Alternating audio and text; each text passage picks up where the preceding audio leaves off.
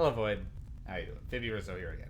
So, like I mentioned at the end of my last review, I watched a couple things that made me emotional, which is part of the reason I didn't review those right away. First one was The Midnight Club, which was last time. I don't know why I'm pointing. And the other series I finished was one I actually was gunning through a lot quicker just because the episodes were much shorter. Midnight Club was 10 episodes, but they were like 40, 50-minute episodes. However, I was also simultaneously watching The Good Place.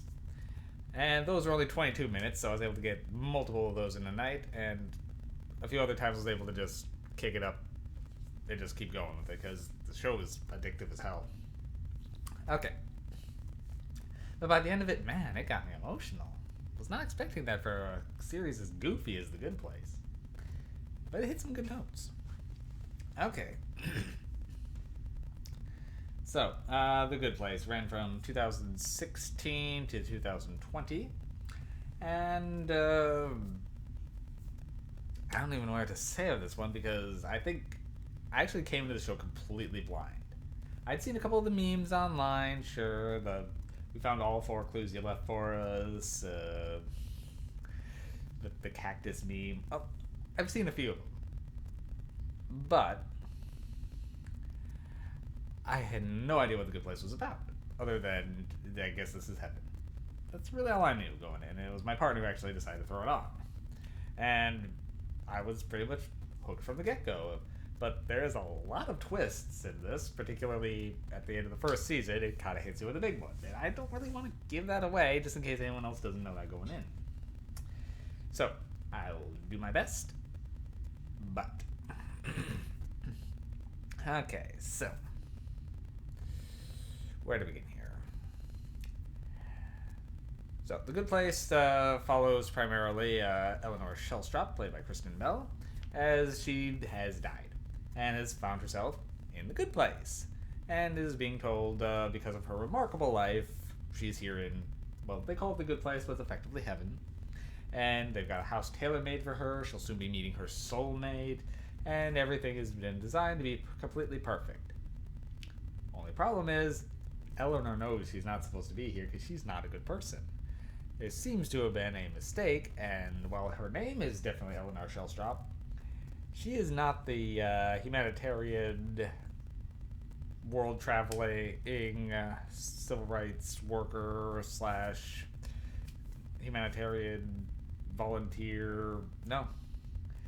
She's just kind of a trash person who died slipping out a bottle of margarita mix and then getting hit by a car.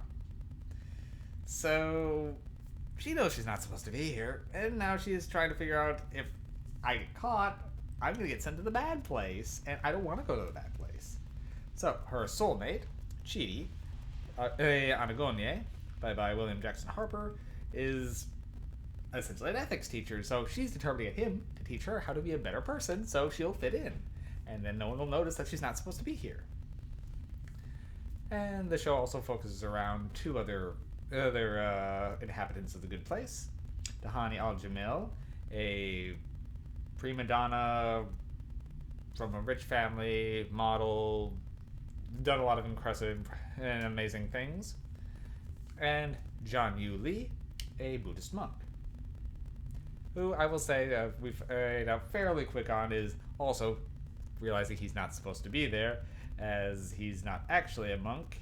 He's a man from Florida named Jason Mendoza, who is dumb as a lamppost. And so they're trying to navigate the good place. Meanwhile, Michael is the architect who built it, is trying to keep things running smoothly, and now there's some problems happening, so he has to look into what's going on. And then Janet,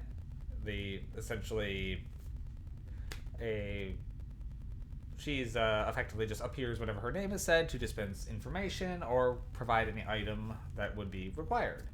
So she's essentially a little bit of Siri, Alexa, mixed with you want something, she'll just hand it to you. So, but she's very just non-emotional, just robotic, though not a robot. But as the series goes on and she gets rebooted, she becomes more and more advanced and becomes more and more like a normal person, despite still being, well, knowing everything and being able to do anything. So, there's a lot that goes on over the. It runs 4 seasons. It's 50, I believe 50 episodes. My IMDb's a little back and forth on that. It says 50 episodes, but at the same time, I think it went like 53. So I'm not sure on that. So I could be wrong. I don't know the exact episode title, but the show is very funny and it changes gears very quickly. It sets up these plot points that sound like they're going to take an entire season to wrap up, but then one, maybe 2 episodes later, they're done and on to another problem. So the series keeps moving along very quickly. But it's still all one long, coherent plot line, despite a few issues and continuity and timelines being occasionally jumbled and switched around. It is still very easy to follow along. As you learn more and more about the way the multiverse or the universe works, with the good place, the bad place, the neutral place, and then the area where like there's a judge of reality. It all kind of you get little bits of how the true nature of the universe. And I will say, towards the end of it, when the characters are finally just getting at peace with certain happenings and events, it is emotional. It's this last episode or two just had some power. And I will say, like, I was not sure when this was going to end, because the last like 3 episodes and the end point, I would have been content with the series ending there. But then it went another episode, and it was still a good episode, and then I would have been content there, and then it went another. But it definitely ends on it feels complete, which I appreciate. Fucking Netflix. And it's a very good show. It's very funny. It's very clever. I have to give this one like a 9 MacGuffins. It's very complete. I was kind of teetering on whether it was like, okay, a 7 that's for most of it. I was laughing along a lot with it. Okay, bump it up to an 8. But then the ending hit me, and it just felt right.